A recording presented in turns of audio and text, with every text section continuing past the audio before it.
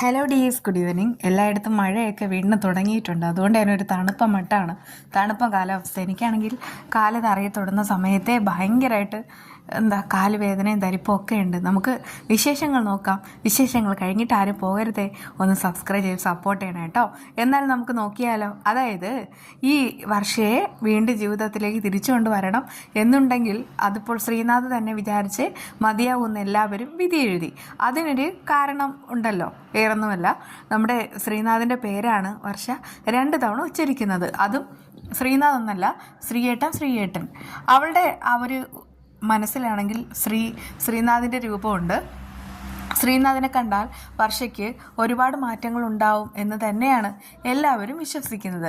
പക്ഷേ രാഘവൻ നേരത്തെ തന്നെ ഈ വിവേകിനെ ഉപദേശിക്കുന്ന ഒരു കാര്യമുണ്ട്. അതായത് ഈ വർഷം എങ്ങനെ ജീവിതത്തിലേക്ക് തിരിച്ചു വന്നു കഴിഞ്ഞാൽ ശ്രീനാഥിനെ മതിയെന്ന് പറയും, പിന്നെ നീ ഔട്ടാണ്, അതുകൊണ്ട് തന്നെ വേണ്ട എന്ന്. പക്ഷേ വിവേകാണെങ്കിൽ നല്ലൊരു കുട്ടിയായതുകൊണ്ട് തന്നെ മറ്റൊന്നും ചിന്തിക്കുന്നില്ല. തനിക്ക് വർഷം നഷ്ടപ്പെട്ടാലും അവളാണെങ്കിൽ ജീവിതത്തിലേക്ക് തിരിച്ചു വരണമെന്ന് വിവേക് ആഗ്രഹിക്കുന്നുമുണ്ട്.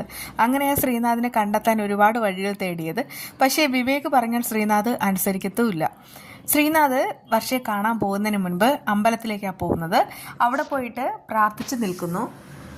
അതിനുശേഷം പറയുന്നൊരു കാര്യമുണ്ട്, വർഷയും ഞാനും തമ്മിൽ വിവാഹം കഴിക്കാനിരുന്നതാ. ഏതാനും ദിവസങ്ങൾക്ക് മുൻപ് തന്നെ എനിക്കൊരു അപകടം ഉണ്ടായി. അവസാനം വർഷയുടെ വീട്ടിൽ അമ്മയും മരിച്ചു. പിന്നീട് ഞങ്ങൾ രണ്ടുപേരും 2 ധ്രുവങ്ങളിലായി. അവളെ ഇനി ഒരിക്കലും കണ്ടുമുട്ടാൻ കഴിയില്ല എന്നൊക്കെ ഞാൻ വിചാരിച്ചിരുന്നു. പക്ഷെ വീണ്ടും എൻ്റെ മുന്നിൽ അവളെ കൊണ്ടുവന്ന് നിർത്തി. ആ സമയത്ത് അവൾ മറ്റൊരാളുടെ ഭാര്യയാവാൻ പോവുകയായിരുന്നു. കാര്യങ്ങളെല്ലാം അവൾ മനസ്സിലാക്കി കഴിഞ്ഞു. അപ്പോഴേക്കും അവൾക്ക് ഷോക്കായി. പക്ഷേ ഇനി എനിക്ക് അവളെ നഷ്ടപ്പെടുത്താൻ വയ്യ, എനിക്ക് അവളെ വേണം, ജീവിതത്തിലേക്ക് അവളെ തിരിച്ചു കൊണ്ടുവരണം എന്നൊക്കെ പറഞ്ഞിട്ടാണ് ആൾ പ്രാർത്ഥിക്കുന്നത്. അതിനുശേഷം വർഷയെ കാണാനായിട്ട് പോകുന്നുണ്ട്. കൂട്ടുകാരികളെല്ലാവരും ഉണ്ട്. ശ്രീനാഥ് വരുമെന്ന് ചെറിയൊരു പ്രതീക്ഷയുണ്ട്. വിവേക് പറയാണ്, ശ്രീനാഥ് വരുമെങ്കിൽ ഞാനിവിടെ നിൽക്കേണ്ട കാര്യമില്ല, എന്തായാലും ഞാനിവിടെ നിന്നിട്ട് കാര്യമില്ല, അയാൾക്ക് അത് ഷോക്കാവും, അതുകൊണ്ട് ഞാൻ പോകാമെന്നൊക്കെ പറഞ്ഞിട്ടിരിക്കുകയാണ്. അപ്പോഴാണ് ശ്രീനാഥിൻ്റെ വരവ്. ശ്രീനാഥ് വിവേകിനെ പോലെ അത്ര അങ്ങോട്ട് ക്ലോസ് അല്ല. അതുകൊണ്ട് തന്നെ ശരത്തിനെയും ഭാര്യയും കാണുന്ന സമയത്ത് അത്ര അങ്ങോട്ട് മൈൻഡ് ചെയ്യുന്നതുമില്ല. ഇതാ ശ്രീനാഥാണെന്ന് തോന്നുന്നു വർഷപ്പോയി രക്ഷപ്പെടുത്താനായിട്ട് വന്നതെന്നൊക്കെ ശരത്താണെങ്കിൽ പറയുകയാണേ. അത് കേട്ടിട്ട് ശരത്തിൻ്റെ വൈഫ് പറയുന്നുണ്ട്, ഇതിപ്പോൾ എനിക്കൊരു പണിയായിട്ടാ തോന്നണേ, എന്തോ ഒരു പണി നമുക്ക് ചുറ്റിക്കറങ്ങുന്നുണ്ട്. ആ സമയത്ത് അവർ രണ്ടുപേരും അതിനെപ്പറ്റി ഡിസ്കസ് ചെയ്തുകൊണ്ടിരിക്കുകയാണ്. വിവേക് പോകുന്നതിന് മുൻപ് തന്നെ ശ്രീ അകത്ത് വരികയാണ്. ശ്രീനാഥ് അകത്ത് വരുന്ന സമയത്ത് വിവേക് ഇങ്ങനെ ശ്രീനാഥിനെ നോക്കുന്നുണ്ട്. പക്ഷെ ശ്രീനാഥ് മൈൻഡ് ചെയ്യുന്നില്ല. വർഷ ഇങ്ങനെ ഒരിടത്തേക്ക് ഒരു ബിന്ദുവിൽ നോക്കി കിടക്കുന്നത് പോലെ അങ്ങനെ കിടക്കാണ്. ആളാണെങ്കിൽ മറ്റൊന്നും അറിയുന്നതേ ഇല്ല. ശ്രീ അടുത്തേക്ക് വരുന്നുമുണ്ട്. ശ്രീനാഥിൻ്റെ പേര് അവളുടെ മനസ്സിലുണ്ട്. ശ്രീനാഥിനെ കണ്ടാലും അവൾക്ക് തിരിച്ചറിയാൻ കഴിയുമായിരിക്കും, അത് ഉറപ്പാണ്. എന്തായാലും ശ്രീനാഥിനെ വർഷ ജീവിതത്തിലേക്ക് കൊണ്ടുവരാൻ കഴിയുമോ? ഇവിടെ കൂട്ടുകാരികൾ എല്ലാവരും കൂടെ ആകെപ്പാട് ആകാംക്ഷയിലിരിക്കുകയാണ്. എന്ത് സംഭവിക്കും എന്നറിയാനുള്ള ആകാംക്ഷയിൽ.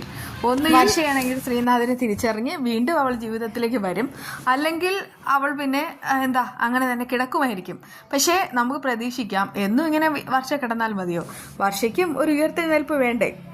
അതുകൊണ്ട് തന്നെ അവൾ ശ്രീനാഥിനെ തിരിച്ചറിഞ്ഞിട്ട് എഴുന്നേൽക്കട്ടെ. എഴുന്നേറ്റാലല്ലേ വർഷ ഉണ്ടെങ്കിൽ ഒരു രസമുള്ളൂ. വർഷ ഇങ്ങനെ പോസ്റ്റായിട്ട് കിടന്നാൽ നമുക്കും യാതൊരു കാണാനുള്ള ഒരു ഇതൊന്നും കാണില്ല. അതുകൊണ്ട് തന്നെ വർഷ എഴുന്നേൽക്കും, ഉറപ്പാണ്. നമുക്ക് വീഡിയോയുടെ കാര്യങ്ങൾ കൂടെ നോക്കണ്ടേ. അതുകൊണ്ട് തന്നെ ഇന്നത്തെ മെഴുക്കുവരട്ടി എന്ന് പറയുന്നത് പയർ മെഴുക്കുവരട്ടിയാണ്.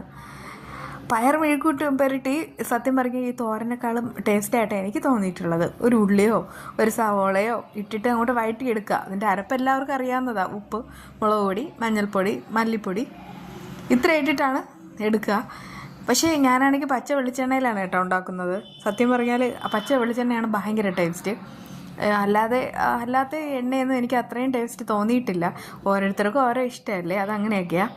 മഴയാണ്, എല്ലാവരും സേഫായിട്ടിരിക്കുക. എല്ലാവരും സേഫായിട്ടും സുഖമായിട്ട് ഇരിക്കാനായിട്ട് പ്രാർത്ഥിക്കുന്നു.